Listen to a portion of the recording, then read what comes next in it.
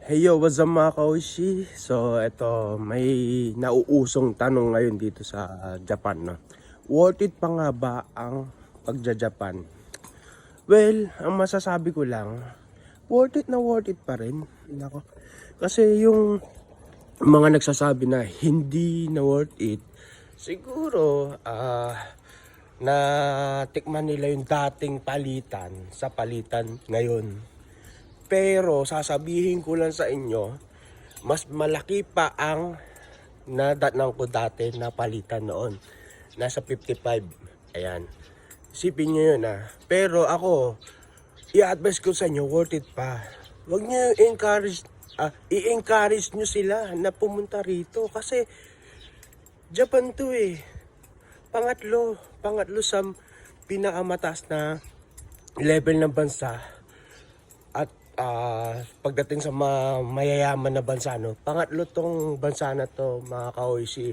So, hindi yung sasabihin nyo na parang pipigilan nyo yung kagustuhan ng tao na parang, ay hindi na worth it dito, huwag ka nang pumunta.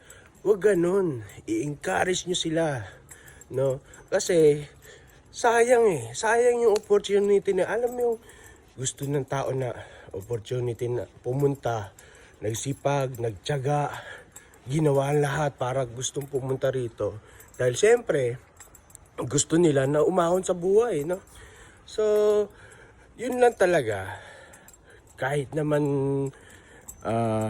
pumunta kayo dito sa Japan, tapos nakaipon nga kayo ng pera, pag uwi nyo naman ng Pilipinas, is hindi nyo naman maisip kung anong gagawin nyo na business. Baka mamaya pagdating ng araw, yung bigla na lang na parang wala na kayong maging pera din naman pala. Sayang yung pinunta nyo rito.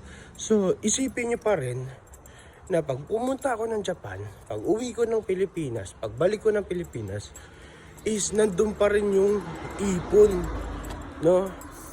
So, yun ngayon, siyempre, yung mga pinapadala naman ng mga tao, ng mga nandito sa OFWs, no?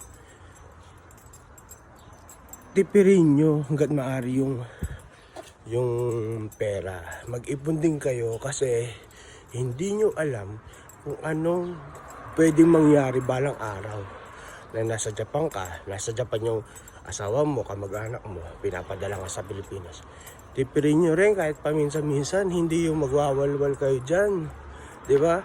Isipin mo, umaga, aalis dito ng madaling araw yung magtatrabaho, tapos biglang magwawalwal kayo, uuwi ng gabi na ng yung nagtatrabaho rito. So, isipin nyo yung ganong klase ng ginagawa na sakripisyo ng nasa OFW, no? So, yun lang mga kaoshi. Sana kapulutan nyo ng aral yan. Mabush!